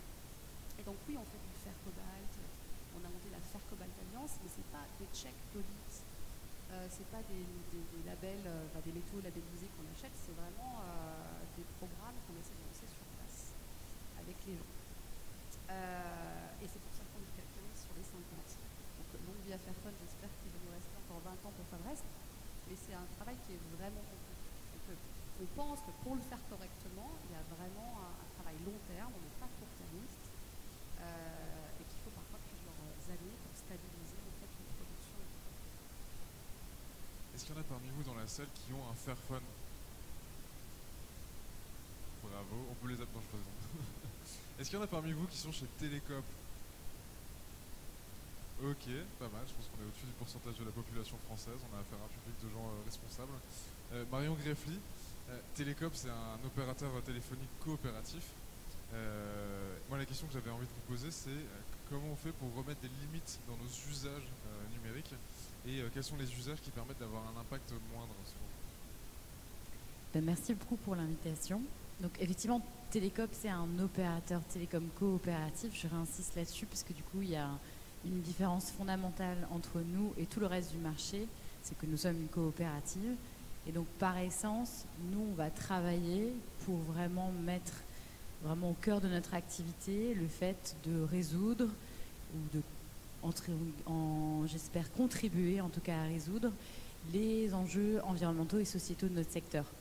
Et ça, c'est écrit dans nos statuts. On est protégé dans notre activité par le fait de prendre des décisions au nom de l'impact environnemental et sociétal. Donc ça, c'est une première chose. Et la deuxième chose aussi qui est fondamentale, c'est la notion de lucrativité limitée. Donc nous, en tant que SIC, Société coopérative d'intérêt collectif, dans nos statuts, c'est écrit que 57% des bénéfices que nous réalisons en tant qu'entreprise sont conservés dans l'entreprise pour servir justement les statuts que nous défendons et donc les enjeux de transition écologique et sociale de notre secteur. Je commence par ça parce que c'est presque le début de l'histoire, parce que quand on est une coopérative, donc on regarde à long terme. En fait, on regarde en quoi on peut contribuer à changer notre secteur et à faire en sorte que notre secteur il serve l'intérêt général, il serve la transition écologique et sociale et pas l'inverse. Parce que comme l'a très bien expliqué Thomas tout à l'heure, le numérique et la façon dont aujourd'hui il est déployé, en fait, ça va complètement à l'encontre d'une vie vivable sur Terre et plutôt en train de contribuer au problème plutôt que de trouver la solution. Et qui, finalement, vous permet de vous servir du numérique? C'est votre opérateur télécom. C'est la porte d'entrée vers le numérique. C'est ce qui fait que vous pouvez regarder, faire une recherche sur Internet depuis votre téléphone, depuis votre ordinateur, etc. Et donc nous, ce qu'on a cherché à se dire, c'est qu'il fallait qu'on repense le rôle d'opérateur télécom et en faire un opérateur télécom responsable qui permet à la fois de faire comprendre au plus grand nombre ce que c'est que le numérique, comment ça marche, dans vraiment une idée d'éducation populaire. Mais on est là pour ça, en fait, pour faire comprendre ce que c'est que le numérique, parce que c'est un objet quand même, notre smartphone, pour info, je ne sais pas si c'est votre cas, mais en moyenne, on le prend 220 fois par jour dans les mains. Donc juste pour dire vraiment l'omniprésence de cet objet. Et pourtant, on est très peu nombreux à savoir comment il fonctionne, comment ça marche, comment est-ce qu'on se connecte aux infrastructures, etc. etc. Donc, le premier point, c'est de comprendre. Et je pense que c'est le premier sujet sur lequel nous on s'attelle, c'est vraiment de rendre visible le numérique, ses impacts, et montrer surtout que le numérique, il n'a rien d'illimité, il est éminemment physique, il compte sur des choses dont on a besoin, concrètement, de physique, l'infrastructure, les data centers, nos smartphones, pour fonctionner. Ça, c'est première chose qui, je pense, qui est très important à dire, c'est vraiment cette limite physique auquel on doit se confronter quand on parle du numérique. Le deuxième élément, une fois qu'on a pris conscience de ça, c'est de se dire, en fait, une fois que je sais que le numérique n'est pas illimité, j'ai besoin de me lancer dans la sobriété numérique et de revoir mes usages. Quand nous, on parle d'opérateurs télécoms, et ce que tu me demandais, Juliette, dans la préparation, je disais, en fait, le cœur de ce que vous pouvez faire quand vous voulez lancer dans une démarche de sobriété numérique, c'est de garder votre téléphone le plus longtemps possible. Chez nous, chez Télécom, on dit le bon mobile, c'est celui que vous avez déjà. Je pense qu'on est le seul opérateur de France à vous dire ça. Je ne pense pas me tromper. Surtout dans cette période de Black Friday, vous avez peut-être déjà reçu 50 promos pour changer 50 fois de téléphone dans la semaine qui arrive. Bon, nous, on n'en a pas fait. Donc ça, typiquement, c'est le premier truc qui est très important à dire. Et le deuxième, c'est que une fois qu'on a bien gardé son téléphone le plus longtemps possible, qu'on s'y attelle et que voilà, on a essayé tout ce qu'il fallait faire pour ça, c'est aussi de reprendre le temps qu'on passe sur son téléphone en main. Je veux dire, on prend son téléphone 220 fois dans les mains par jour, on y passe à peu près, c'est des moyennes, donc 4 heures par jour. Donc c'est dire, c'est énorme en fait dans notre vie, 4 heures par jour. C'est quand même... Quand on regarde le temps qu'on a, qui nous reste éveillé, on en passe 4 heures par jour sur notre téléphone. Donc ça, et donc la façon aussi, une fois qu'on est quand même sur notre téléphone et qu'on a envie d'être absolument sur son téléphone, passons, on peut l'utiliser de manière aussi plus justement durable, très concrètement. Donc déjà, on peut limiter l'accès aux vidéos, on peut se connecter au Wi-Fi dès que c'est possible. Ce qui est très important de dire, c'est que nos réseaux d'infrastructures, 4G, 3G, 5G, quel que soit le type d'infrastructure, tu pourras peut-être en reparler, c'est plus énergivore que les réseaux filaires. Donc c'est intéressant et important de connecter au Wi-Fi, parce que le Wi-Fi, c'est de l'Ethernet, ou c'est concrètement de la fibre qui est très efficace énergétiquement. Voilà. Donc c'est des choses comme ça qu'on peut faire. Et le dernier point, je dirais aussi, c'est quand on a compris que le numérique, c'était très physique, c'est de se rendre compte aussi que les forfaits que la plupart des opérateurs télécoms proposent, c'est vraiment un leurre.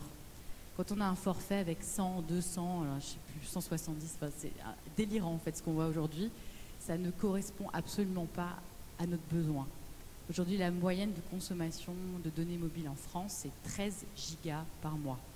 Donc ça n'a rien à voir avec les offres qu'on trouve aujourd'hui sur le marché. Le seul problème de ces offres, c'est qu'elles nous font croire, encore une fois, que le numérique, c'est illimité. Et ça, notre point de vue sur la question, c'est que non, vous l'avez bien compris, j'ai déjà dit 10 fois, donc normalement ça va. Mais au-delà de ça, c'est de dire que, en fait, eh ben, on peut très bien vivre avec un forfait 20 gigas ou 100 gigas d'ailleurs. Les personnes qui n'ont pas de gigas chez nous, et ils vivent très heureux. C'est juste de se dire, en fait, c'est quoi mon vrai besoin? Est-ce que je veux juste avoir le forfait mobile avec le plus de gigas de données mobiles pour le moins cher possible? Ou est-ce que je veux plutôt me revenir vers moi et me dire, c'est quoi mon besoin en fait par rapport au numérique? Et c'est ça, je pense, la question clé qu'on pose chez Télécope. Et toujours dans cette idée aussi de réappropriation citoyenne de ce que c'est que le numérique et à quoi il me sert vraiment en tant que citoyen. Tu l'as dit, vous n'avez pas de forfait à 100 gigas, à 200 gigas, mais aussi vous prenez un peu les gens par le portefeuille, c'est-à-dire que vous faites payer au nombre 10 gigas dépensés. Ça, c'est quelque chose que vous avez justement conçu pour que les gens limitent leur propre consommation de données, ou c'était quoi l'idée au départ? En fait, l'idée, donc, effectivement, on a un forfait qui facture nos abonnés en fonction de leur consommation de données mobiles réelles. On en a un autre aussi qui est un forfait tout compris pour les personnes qui ont envie de se lancer, qui ne savent pas trop par quel bout le prendre. Mais pourquoi on a fait ça? C'est parce que, justement, le numérique, il avait pour nous aucune réalité tangible. Quand on voit des forfaits avec tout compris dedans, on ne sait pas ce que ça veut dire. On ne sait pas ce que ça veut dire, on ne mesure pas en fait ce qu'il y a derrière. C'est ça que la métaphore que tu prenais, Thomas, avec la feuille de papier toilette, elle est quand même très forte. Et là, on se dit, ah oui, en fait, c'est ça, en fait, c'est le numérique. Mais au-delà de ça, on s'en rend pas compte. Donc nous, c'est pas tellement pour taper au portefeuille qu'on fait ça. C'est pour y donner une réalité, pour que les gens comprennent ce qu'il y a derrière. Et c'est ça, finalement, le plus important, c'est de se réapproprier ce que c'est que la donnée numérique. Tom, Nico, comment on fait au niveau des infrastructures pour faire de la sobriété? Alors déjà, si on se rappelle des trois briques du numérique, d'un côté, donc, il y a les terminaux, les centres de données et il y a les réseaux. Et vraiment, chaque brique doit faire sa part, c'est-à-dire que le numérique doit aussi se décarboner, réduire son impact environnemental. Ça, c'est assez important. Si on s'intéresse aux réseaux, donc les réseaux, on a donc les réseaux fixes, donc c'est la fibre, c'est la DSL. On a les réseaux mobiles, c'est la 2G, c'est la 3G, c'est la 4G, c'est la 5G. Déjà, il faut savoir que tout ce qui est réseau fixe, par exemple fibre optique, c'est beaucoup moins consommateur que la 4G ou la 5G. Donc ça veut dire que si vous devez regarder un film Netflix de préférence à basse résolution, il vaut mieux le regarder chez soi ou alors le télécharger chez soi plutôt que le regarder voilà, dans le métro ou dehors. Voilà, ça c'est assez important. Et donc nous, on a en fait à l'ARCEP des pouvoirs de collecte de données auprès des opérateurs télécoms, aussi en ce moment auprès des opérateurs de centres de données et des équipementiers des fabricants de terminaux. Et il y a un enjeu fort en fait de transparence environnementale de l'ensemble du secteur. C'est-à-dire qu'aujourd'hui, c'est important que le secteur, qu'on sache finalement quel est l'impact de chacune des briques et que surtout avoir cet impact, ça sert à le réduire. Et avoir un impact, c'est une chose, l'évaluer, mais ce qui est important, c'est avoir une évaluation, un chiffre pour le réduire ensuite. Voilà. Et donc ça, on va publier d'ici la fin d'année une nouvelle édition de ce qu'on appelle l'enquête annuelle pour un numérique soutenable, où finalement on va montrer quel sera l'impact du secteur des data centers, la brique des data centers, quel est l'impact en fait des équipementiers, des fabricants de terminaux, et quel est l'impact des opérateurs télécoms. Et ça, on a déjà publié 2 éditions, c'est-à-dire qu'on a les 4 opérateurs principaux que sont Orange, Bouygues, Free et SFR qui nous envoient des données, et nous en fait on publie une version agrégée et ça permet de nous dire le secteur des télécoms consomme tant et l'impact c'est tant. Voilà. Alors on comprend bien qu'on ne peut pas faire de la sobriété tout seul avec le numérique parce que c'est pas nous qui décidons si on passe de la 3G à la 5G et j'en passe. Agnès Crépé, c'est quoi les stratégies de plaidoyer que vous mettez en place au niveau français et européen? Alors plaidoyer, pour ceux qui ne savent pas, ça veut dire lobbying, mais du côté des gentils. Je ne sais pas si je résume bien. Donc, quel gentil lobbying vous faites au niveau français et européen pour essayer de changer ça? Là, c'est le moment où on va faire. Donc, avec Télécoop, Fastphone, d'autres opérateurs alternatifs européens et aussi Common, qui est Scope française qui fait de la location de matériel électronique de manière durable, et aussi un collectif qui fait un système d'exploitation qui respecte les IOS. Tous ces gens-là, on s'est réunis dans une alliance française qui s'appelle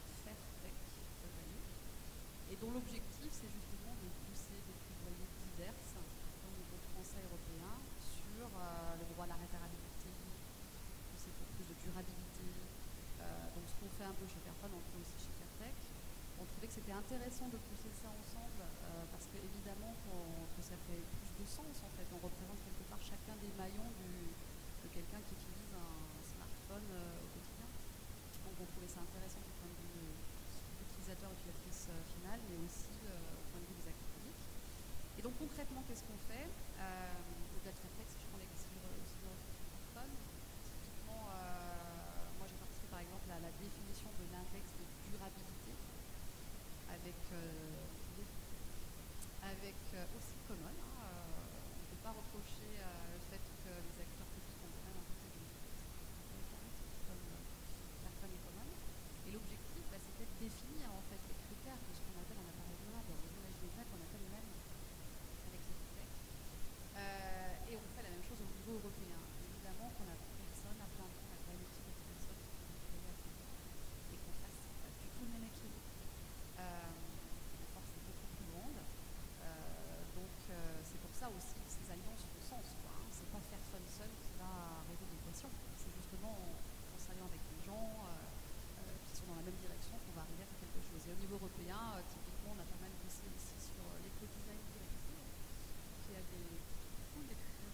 Donc l'éco-design directive, c'est on va dire une réglementation au niveau européen pour définir des choses qui peuvent aller dans un sens meilleur du point de vue environnemental sur les fabricants de téléphones, de machines à laver, de télé, d'ordinateurs portables. Un truc intéressant, c'est que typiquement ça a débouché sur une règle, juste un exemple, il y a des pages, mais juste un exemple, ça va forcer les fabricants de téléphones à faire des mises à jour logicielles 5 ans après la fin des ventes. Cool. Donc là, on va voir comment ça va se passer dans la réalité, mais à partir de 2024, quand un téléphone est mis sur le marché, il est censé, après sa fin des ventes, être mis à jour sur du long terme. Ça, il y a eu des échecs sur d'autres aspects, notamment la partie batterie, la réparabilité de la batterie, le changement. Mais ça, typiquement, évidemment, vous imaginez bien que ce n'est pas toutes les big tech qui sont réunies en disant tiens, on va faire ça. Non, c'est justement tous ces plaidoyers. Évidemment, on reste l'un de ces cadeaux que l'on fait. Il y a aussi le right to repair au mouvement qui est très présent. Engie qui a aussi participé à ça. Et d'ailleurs, je vous conseille à toutes et à tous d'aller voir les consultations publiques, d'Edri. En France, la Quadrature du Net, d'une certaine manière aussi, essaye de pousser ces consultations publiques. Chaque citoyen peut aussi réagir. Donc voilà.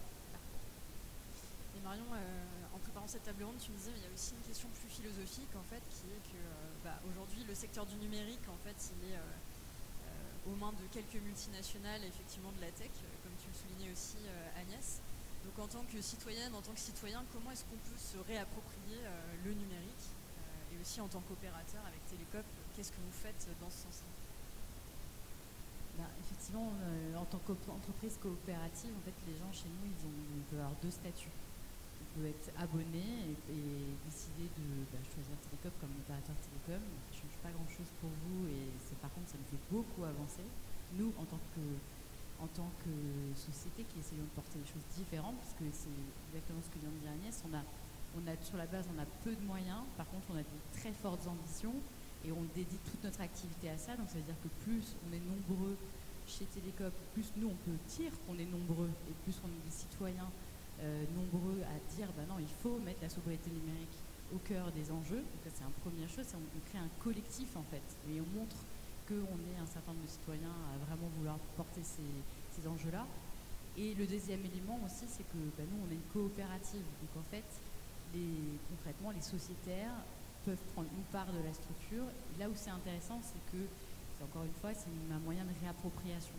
C'est-à-dire que c'est une entreprise qui appartient à ses sociétaires. Ces sociétaires veulent ce principe d'une personne est égale à une voix. Ça, c'est aussi complètement, je vais dire presque ubuesque sur le secteur du numérique et des télécoms. Les télécoms en France, c'est, comme tu l'as cité, 4 grands opérateurs. Sur les 4 grands opérateurs, il y en a 3 qui sont possédés par de très riches milliardaires, qui, je peux vous le dire, n'ont pas vraiment l'intérêt général au cœur de leur action. Ce n'est pas tout à fait l'enjeu qu'ils ont derrière.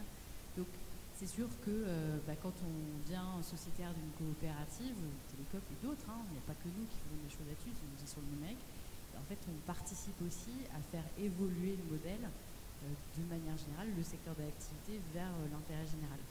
Et je reviens juste sur notre alliance, c'est ça aussi le cœur de ça, c'est que quand on regarde l'intérêt général, quand on se bat pour vraiment les enjeux de transition écologique et sociale sur notre secteur, ben on fait des alliances, on fait des coopérations.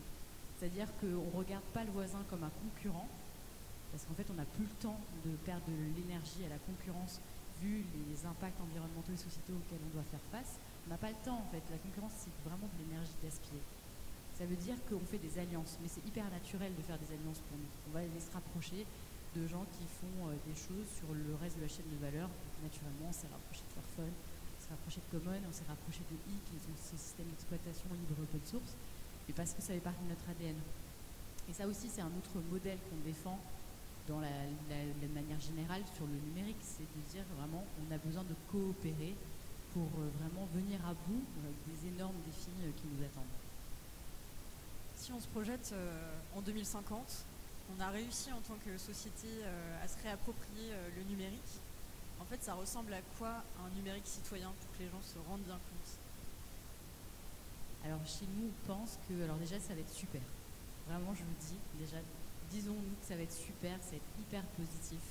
Parce que je suis persuadée que de la contrainte, parce qu'on va vivre très grosse contrainte, c'est clair, hein, qu'on soit clair avec ça, de la contrainte va naître des moyens d'innovation, des capacités d'innovation, à mon avis, qui vont être superbes, je pense. Et je pense que le premier truc qu'il faut se dire, c'est qu'un monde où on s'est réapproprié ce que c'est le numérique, c'est un monde où, en fait, on peut réparer facilement son appareil. On peut aller voir son voisin, aller dans un café à côté, parce que dans ces lieux-là, il y a des pièces détachées, il y a des choses pour réparer son téléphone. Il y a quelqu'un qui saura m'aider sur ce truc-là. Donc pour moi, c'est un monde déjà du partage, c'est quelque chose qui fera que le numérique, au-delà d'être complètement un peu quelque chose de nébuleux, redevienne quelque chose qui soit concret, qui soit palpable. Ça, je pense que c'est le premier truc.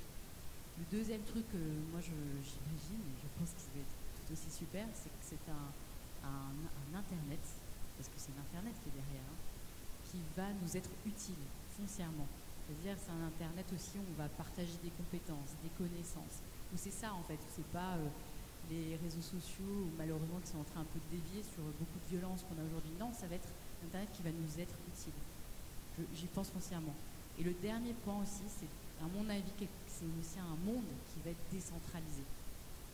Où on ne va pas avoir seulement besoin de services de grandes multinationales placés un peu partout dans le monde. On ne pourra plus faire ça parce qu'ils sont beaucoup trop loin, on ne pourra plus assumer énergétiquement, mais on aura des plus petits serveurs locaux avec nos données bien protégées dans notre coin de notre immeuble, des choses comme ça en fait. Un Internet qui soit proche de nous physiquement, mais qui soit aussi proche de nos préoccupations. Merci beaucoup à tous les trois. On va prendre quelques questions du public, si vous en avez. Je pense que vous en avez. Est-ce que quelqu'un veut bien faire circuler un micro? Ce serait super. Merci Jennifer. Alors préparez vos questions. La première est toujours la plus difficile. Je suis sûre que vous en avez plein. Est-ce que quelqu'un déjà a une question en tête? Oui, il y a un monsieur qui est en jaune moutarde qui se dévoue pour être le premier.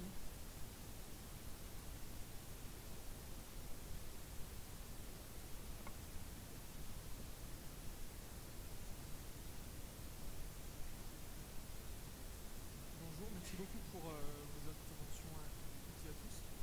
C'est une question plus destinée à Fairphone. Il y a quelque chose qui, je pense, revient régulièrement et du coup, je voulais savoir ce que vous aviez à en dire. C'est que vous avez proposé donc des modèles de téléphone qui sont réparables, on peut changer de pièces, mais qui ne peuvent pas avec le Fairphone 4, passer avec les pièces de Fairphone 5 et le projet vidéo petit à petit. Est-ce que ça c'est une limitation technique? Est-ce que c'est un choix? Et si oui, de quoi relève-t-il? Et voilà, je voulais vous entendre là-dessus. Ouais. Très bonne question. Chaque fois, alors on sort un téléphone tous les 2 ans, hein, pas tous les ans, mais chaque fois qu'on sort un nouveau téléphone, on bosse le truc et on essaye de voir ce qu'on appelle la backward compatibility, donc comment tu peux faire en sorte que ne serait-ce que la batterie, pour être compatible avec le téléphone d'avant, etc. Et en fait, on a une limite de R&D là-dessus, de recherche et développement. C'est-à-dire qu'en fait, c'est techniquement possible, on n'a pas la force de R&D, mais On y bosse dessus. On a besoin d'acteurs, notamment le fabricant de puces. Nous, on bosse avec un des deux monopoles mondiaux. Il y a Mediatek et Qualcomm, on est avec Qualcomm. Il faut qu'ils soient avec nous là-dessus. Je ne peux pas rentrer trop dans les détails techniques maintenant, mais en gros, c'est très régi en fait par le processeur principal et le processeur secondaire, cette backward compatibility là. Et donc du coup, on aimerait bien les entraîner avec nous dans ce projet-là et que la R&D soit partagée. Seul, ça sera compliqué. Aujourd'hui, des gros acteurs comme Pixel, Samsung, Apple ont décidé à un moment donné de faire ces processeurs eux-mêmes. On est très loin de ça. 140 employés. J'ai eu la question il n'y a pas longtemps, quand on sait que vous faites des processeurs, jamais sur les 10 prochaines années, c'est sûr. On n'aura pas la capacité de faire ça. Et donc du coup, voilà, c'est pas une volonté de ne pas le faire, vraiment on y pense sérieusement, mais à chaque fois on n'a pas les moyens d'y aller. Et c'est vraiment notre rêve, à chaque fois, je ne vais pas vous dévoiler les traits internes de Fairphone, mais la backward compatibility, il y a une ancienne employée de Fairphone qui, je suis sûre que qui est là. Et je suis sûre que Gabriel, voilà, ça fait quelques années que tu es partie de Fairphone, je suis sûre que tu avais déjà entendu parler de ce truc depuis longtemps. Donc on essaye à chaque fois de regarder ce qui est possible, mais c'est plus un problème de moyens. Bonjour. Merci pour la table ronde. Je vais encore parler à Fairphone. Vous avez parlé d'autonomisation des personnes, notamment sur les fers métaux. Je sais que c'est très compliqué et je pense que vous n'allez pas réussir à tout expliquer maintenant, mais comment on fait ça en fait? Parce qu'il y a des infrastructures, exploiter des métaux, c'est de la chimie, c'est hyper compliqué. Comment, même en parlant aux mineurs, vous arrivez à sortir un produit après sans être dans les schémas industriels précis? Alors, bon, la clé numéro 1 est d'être sur place. Donc on a beaucoup bossé au début avec les NGO, les ONG, ça c'est sûr, qui nous ont quand même beaucoup aidés. La recette principale pour fabriquer, je ne sais pas moi, cette fameuse machine à vibration, elle n'est pas non plus ultra compliquée. Enfin, je veux dire, il y a des choses. Nous, Fairphone, on n'est pas connu pour de l'innovation technologique. Les téléphones Fairphone ne vont pas vous apporter le truc de dingue, l'appareil pliable qui ne sert à rien ou la caméra de ouf.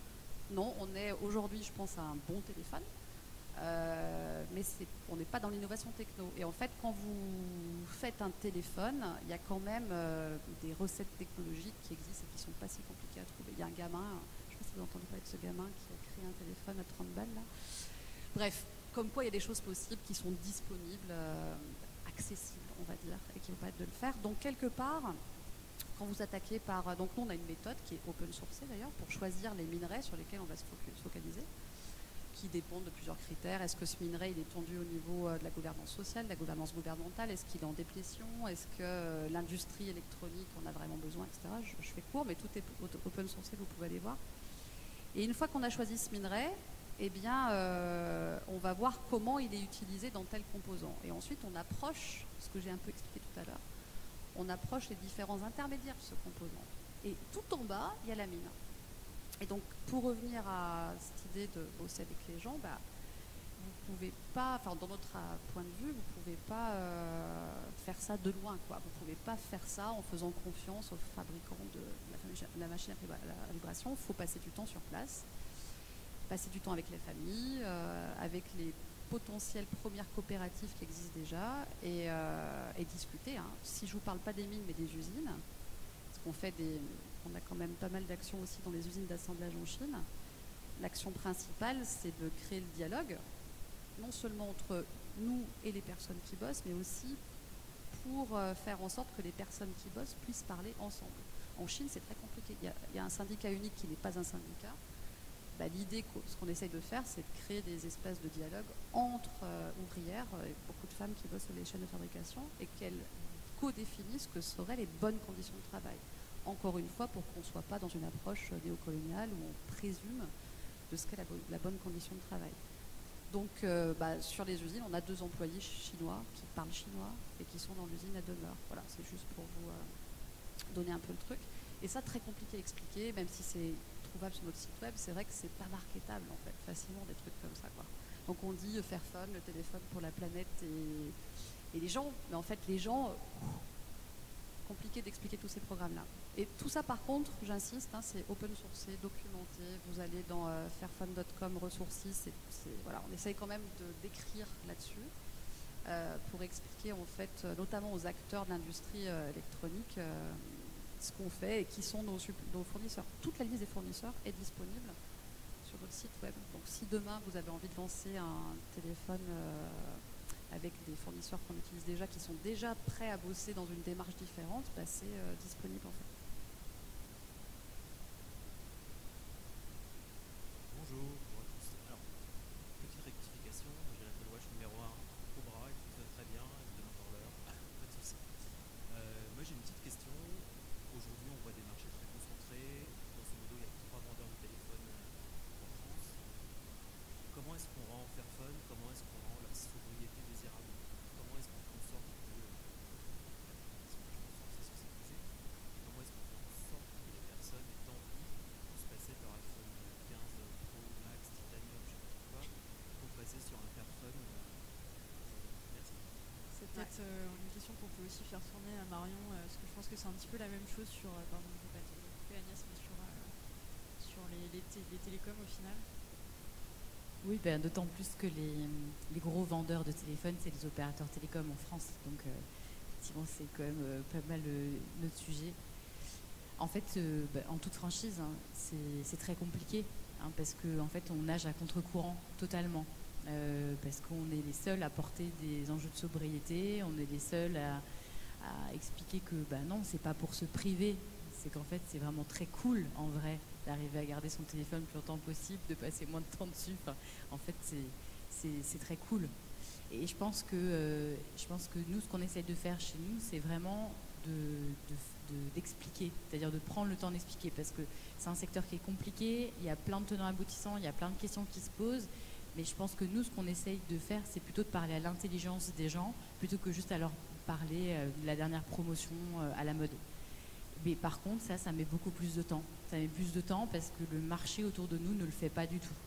Et nous, c'est le parti pris qu'on a pris, c'est qu'on pense que tout le monde peut comprendre la façon dont fonctionne le numérique, peut comprendre la façon dont fonctionne un opérateur télécom, et donc de facto va se dire bah oui, je peux consommer différemment, et c'est pas si compliqué, bien au contraire, c'est vraiment porteur pour moi d'une vie heureuse et d'une vie tranquille.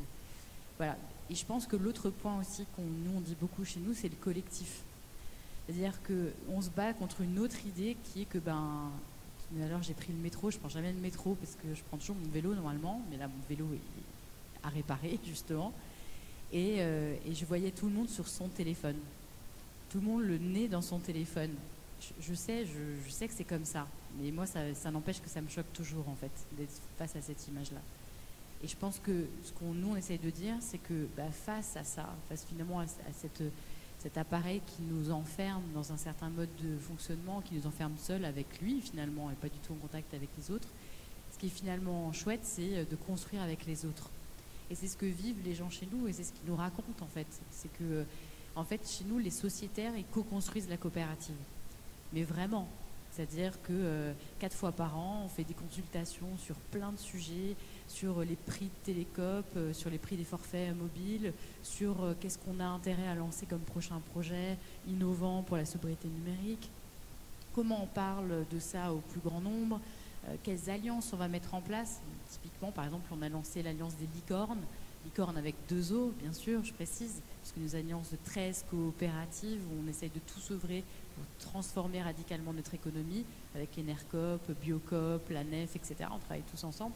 Ça, c'est des idées qui ont émergé en fait de nos sociétaires respectifs, etc. En fait, on co-construit ensemble. Et je pense que c'est cette autre image aussi qui est pour nous c'est fondamental et qu'on veut chercher à montrer et que je pense qu'il fait ses preuves parce que ça a convaincu des personnes de nous rejoindre. C'est de parler du collectif, de faire ensemble, plutôt que de se retrouver individuellement tous derrière notre écran. Et voilà. Mais le chemin est long, c'est sûr, parce qu'on se bat contre des entreprises qui ont des budgets totalement pharaoniques. Hein. Fairphone, vous êtes 130, nous on est 10, donc c'est vous dire. Mais pourtant, à 10, on a quand même réussi à convaincre plus de 8000 personnes à nous rejoindre et 1400 sociétaires, donc c'est pas trop mal, on commence déjà pas mal. Donc on commence par ça, et puis maintenant on va convaincre le plus grand nombre de revenir. D'ailleurs, n'hésitez surtout pas, hein, c'est facile. Il y a une question qui est aussi importante quand on parle de numérique. Quand on a discuté avant, on parlait, tu m'as demandé quels sont les éco-gestes. Je pense que c'est important aussi de voir que ce n'est pas qu'une question individuelle en fait. Nous, on se positionne aussi que donc autorité de régulation, c'est un mot un peu compliqué, mais on régule les entreprises, notamment voilà, les grosses entreprises, les monopoles, etc. Et il faut aussi voir que c'est une question de mode de production. On a aussi voilà, des questions à leur poser. Je pense que nous, on essaie aussi de mettre au centre de nos actions la sobriété numérique, l'éco-conception, mais pas l'amener qu'au niveau franco-français. Parce que si on reste au niveau franco-français, finalement, je veux dire, la France, pour Apple ou Samsung, c'est pas un très gros marché. Donc c'est pour ça nous aussi on essaye de faire un travail au niveau européen. Notamment, on a cofondé un groupe environnement au sein du réseau des régulateurs européens qui s'appelle le BEREC. On essaie aussi d'apporter ces notions-là au sein de l'OCDE, enfin l'international. Et je pense qu'il y a beaucoup de choses qui se situent à l'échelle européenne, d'ailleurs les élections prochaines, et aussi à l'échelle internationale. Et ensuite, effectivement, c'est pas une question individuelle, c'est une question de mode de vie, de mode de production. Et je pense qu'il faut faire aussi attention à ne pas venir culpabiliser voilà, les différentes personnes, parce que nous, on a des enjeux qui peuvent être contradictoires, mais d'assurer une collectivité. Donc il y a des gens aujourd'hui qui sont des zones blanches, qui ne peuvent pas très bien Internet. Donc nous, notre rôle, c'est aussi d'assurer cette collectivité, tout en assurant des enjeux qui peuvent être complexes, environnementaux, autour de la sobriété, etc. Mais je pense qu'il faut aussi avoir ça en tête et se demander qu'il faut parfois prendre un peu de recul, se dire bon voilà, on est à Paris, etc., on capte bien. Il y a des gens en France qui aimeraient aussi être connectés mieux à Internet, qui n'ont pas accès à la fibre, et voilà, il y a différents sujets. Et si on prend encore un peu plus de recul, on est en France, mais dans d'autres pays, il y a des gens aussi qui ont un attachement différent finalement au numérique. Voilà, il y a des personnes qui en parlent, des personnes exilées qui ont que leur smartphone, vont pas avoir le même attachement que nous. Donc je pense que c'est aussi important de prendre du recul et de se poser des questions à l'échelle européenne, à l'échelle internationale, pour d'autres personnes aussi qui finalement ont un attachement différent aux différents objets numériques du quotidien, quoi. Je suis super courte. Mais un truc, 2 phrases, je me permets. Il faut accepter, tu le disais Marion, d'avoir une entreprise collective, tu parlais de la SCOP. En gros, il faut accepter un modèle anticapitaliste de la société. En étant très vigilant sur la gouvernance de votre boîte, si jamais vous grandissez trop vite, que vous faites rentrer trop d'investisseurs, c'est mort. Mais si vous ne faites pas ça, alors à travers les scopes en France ou aux Pays-Bas, on a un truc un peu similaire qui s'appelle Social Enterprise. Et bien si vous ne faites pas ça, c'est quand même plus simple. Vous n'avez pas des investisseurs sur la gueule qui vous disent tous les ans t'as pas fait tes plus de 100%, quoi. Donc en fait ça va avec le pendant du collectif. L'inverse, c'est justement la surcroissance. Et quand vous êtes dans un monde dans une gouvernance de boîte qui ne l'est pas, c'est beaucoup plus simple en fait. Donc en fait, oui, c'est long, mais c'est pas grave d'être long en fait, si jamais vous avez une gouvernance qui vous le permet en fait. Nous, ça fait 11 ans qu'on existe, on fait plus 5-10% chaque année. C'est pas 40, c'est pas 30, mais ça permet de stabiliser la boîte. De toute façon, on n'y arriverait pas si on était à plus 40%. Tripler la boîte en un an, c'est mort, quoi. Parce qu'on se plante, parce qu'il faut qu'on soit capable de revenir en arrière sur des choses, parce que, voilà, on apprend aussi. On est en train de défricher un marché. On serait incapable de tripler en 3 ans. Moi, je ne crois absolument pas au modèle de croissance rapide, dans laquelle la France est biberonnée, par exemple les États-Unis. La Chine, un peu moins. Enfin bon, bref. Je vais rester courte. Déjà, merci beaucoup pour cette conférence. Plein de choses en 2 heures. On va aller passer sur Internet pour apprendre tout ça. Et j'ai deux questions. Une qui est plutôt sur les impacts. Au début, Thibaut Thomas, vous avez dit qu'on utilisait 780 baignoires par heure pour refroidir un data center. Et je voulais savoir si c'était de l'eau qui était utilisée et perdue, ou si derrière elle retourne, vous pouvez la consommer ou l'envoyer dans l'agriculture. Et après, j'ai une autre question de plus pratique qui est sur d'ici à ce que le numérique ça soit super, est-ce qu'il y a déjà des choses qui existent pour qu'on apprenne à réparer nos téléphones, même si c'est pas des téléphones, et qu'on puisse les prolonger de façon pratique? Qui veut répondre sur les impacts? Peut-être laisser Thomas répondre sur la première question. Rapidement, sur ce que vous pouvez faire déjà pour réparer votre téléphone, il y a le bonus réparation là, qui est sorti il y a quelques temps maintenant, il y a un peu plus de 6 mois je crois, il y aurait deux objets à ça. Il y a une aide financière à la réparation, donc des smartphones. C'est vrai pour les téléphones, mais d'ailleurs c'est vrai pour plein d'objets du quotidien maintenant qui sont compris là-dedans. Et en plus de ça, il y a un annuaire qui existe, qui s'appelle Longue Vie aux objets, où il y a l'ensemble des réparateurs qui sont labellisés par l'ADEME. C'est l'ADEME qui a mis en place cet annuaire. C'est vrai pour les smartphones, mais c'est vrai pour tous les objets du quotidien. Donc vous pouvez trouver des réparateurs de confiance, etc. Donc ça, c'est un point pour réparer. Les autres points, pour garder votre téléphone le plus longtemps possible, ce que je dis tout le temps, c'est le considérer comme votre maison, c'est-à-dire le ranger régulièrement, supprimer les données, faire le ménage, quoi, en fait, faire en sorte qu'il ait des capacités de durer le plus longtemps possible. Et l'autre point, c'est si vous vous sentez un peu plus chaud, mais franchement ça se fait, c'est de choisir un système d'exploitation libre et open source, parce que comme l'a très bien expliqué Agnès tout à l'heure, le cœur de l'obsolescence logicielle, c'est souvent le système d'exploitation que vous avez besoin pour faire fonctionner votre téléphone. Donc le système d'exploitation, c'est Android pour les smartphones qui marchent sur Google, ou iOS pour ceux par exemple qui marchent sur Apple, pour donner les deux dominants, parce que concrètement c'est ça qu'on trouve sur le marché.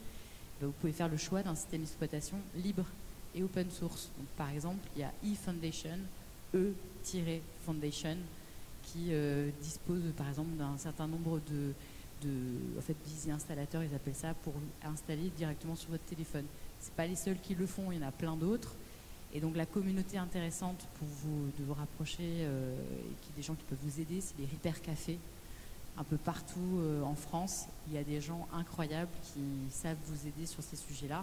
Où il y a aussi ce qu'on appelle les install parties, ça c'est assez génial, où pareil, vous passez quelques temps et vous enlevez Google de votre téléphone et vous allez voir, il va durer encore quelques temps. Voilà, quelques exemples. Pour la réponse data center, elle va être très simple, mais en fait ça dépend. Il y a plein de technologies différentes de refroidissement des data centers. Il y en a qui vont utiliser des rivières souterraines, d'autres qui vont même être immergés dans l'eau, c'est assez rare. Donc en fait ça dépend, on fait un peu le détail dans l'avant-dernier numéro de notre newsletter numérique. Mais après ce que je peux aussi rajouter, c'est que sur la consommation d'eau des data centers, ce que je vous ai dit, en fait ça concerne le refroidissement, mais en fait c'est seulement 20% de la consommation d'eau du data center, c'est-à-dire les 80 autres pourcents, en fait c'est l'eau nécessaire à la fabrication de l'énergie dans les centrales électriques. En fait, dans les centrales électriques, on a besoin de refroidir ces centrales, on utilise beaucoup d'eau. Et en fait, si on peut intégrer cette question de l'eau dans la consommation d'énergie des data centers, et en fait, au final, c'est bien plus. Alors, on va faire un dernier petit tour de table, mais hyper rapide. Si chacune ou chacun d'entre vous peut nous présenter un petit tips pour le Black Friday, ce serait super. Je commence avec toi, Agnès.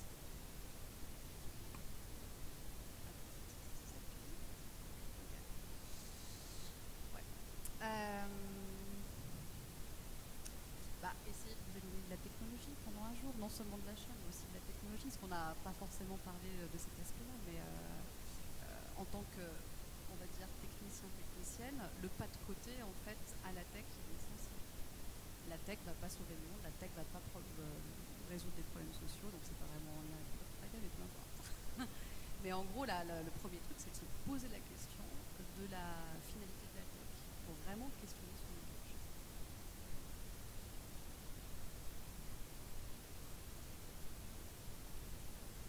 Alors c'est dur parce que le Black Friday, les marketeurs ils ont trouvé des trucs de dingue en ce moment, c'est-à-dire qu'ils font des Black Friday pendant 10 jours avant. Je ne sais pas si vous avez entendu en ce moment, donc c'est plus le Black Friday, c'est la semaine noire, enfin c'est un délire total. Bref, tout ça pour dire, peut-être le seul truc qu'on peut faire, je sais pas, c'est débrancher sa radio ou regarder, n'écouter que vert, ne lire que vert peut-être parce que du coup vous n'aurez pas de pub. Donc Très du bon coup plan ce Black sera... Friday. Voilà. Donc peut-être quelque chose comme ça, enfin... C'est super dur, vraiment, on a conscience que c'est super dur, mais je dirais de se dire, est-ce que j'ai vraiment besoin de cet appareil-là? Et si j'arrive pas à me dire est-ce que j'en ai vraiment besoin, effectivement, lire des médias qui n'ont pas de pub pendant 10 jours, ce sera plus simple de faire des choix. Pas facile de répondre. Moi, je vous invite à vous renseigner vendredi davantage sur les impacts du numérique. Par exemple, en faisant ce qu'on appelle la fresque du numérique. C'est un atelier de 3 heures qui est assez sympathique pour comprendre les relations d'implication, de causes et conséquences dans le numérique. Et je pense que voilà, ça nécessite de développer et de se renseigner davantage, parce que les questions numériques, il y a l'environnement, et il y a aussi d'autres enjeux qui se posent à côté, qui sont en lien avec nos missions. On parle de régulation des GAFA, voilà, de s'interroger un peu à leur place. Et surtout, j'aimerais finir sur le numérique, ça doit aussi être une question démocratique. Nous, on a pour but d'éclairer l'opinion et que les différents collectifs, les personnes s'emparent de ce sujet pour poser des questions et pour voilà, participer à sa vie démocratique. Et je pense que c'est un bon mot. Voilà. Alors, merci beaucoup à nos invités pour ces échanges passionnants. Avant qu'on aille terminer la conversation à la buvette de l'Académie du Climat, je voulais partager un très très très bon plan Black Friday. Peut-être que je vais enfin réussir à l'afficher. Alors, attends, est-ce que tu peux zoomer? Ah oui, ça marche. Donc, ce très bel objet qui a été concocté par mon voisin de droite et ma voisine de gauche, c'est le tout dernier poster de verre qui est sur le numérique. Il reprend en fait beaucoup d'éléments de ce qu'on s'est raconté ce soir, à la fois sur les matériaux, sur ce qu'on trouve dans un smartphone, sur l'impact des mines sur les humains. Là, on retrouve nos allers-retours entre la Terre et la Lune. Et peut-être l'un des points les plus intéressants, c'est les gestes de premier secours. Voilà, c'est une de nos obsessions à verre pour celles et ceux qui nous lisent, vous le savez. Et maintenant, qu'est-ce qu'on fait maintenant qu'on a toutes ces infos déprimantes? Voilà, donc là, vous trouverez tous ces éléments pour vous refaire le fil de la soirée, pour afficher le poster dans vos toilettes, dans votre bureau, pour crâner, pour avoir la classe devant vos collègues. Voilà, c'est vraiment l'objet qu'il vous faut pendant ce Black Friday. Alors, comment mettre la main dessus? Merci Juliette de m'avoir posé la question. Très bonne question. Alors, ce poster n'est pas encore disponible en version papier, mais les membres du Club de Verre peuvent le récupérer en version numérique.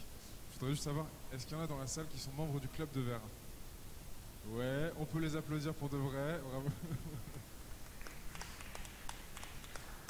Alors en deux mots, le Club de Verre, pour celles et ceux qui n'en sont pas encore, c'est des gens qui nous accompagnent et qui construisent avec nous le grand média du climat, qui nous soutiennent tous les mois financièrement et qui nous aident à prendre des grandes décisions pour l'avenir de Verre.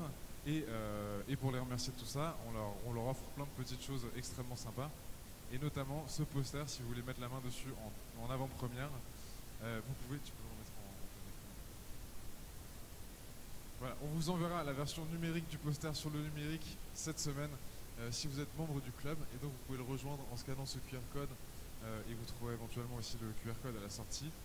Et vous pourrez mettre la main sur tous les posters de notre série, une série indispensable pour comprendre les ordres de grandeur. On l'a vu que c'était un des sujets fondamentaux.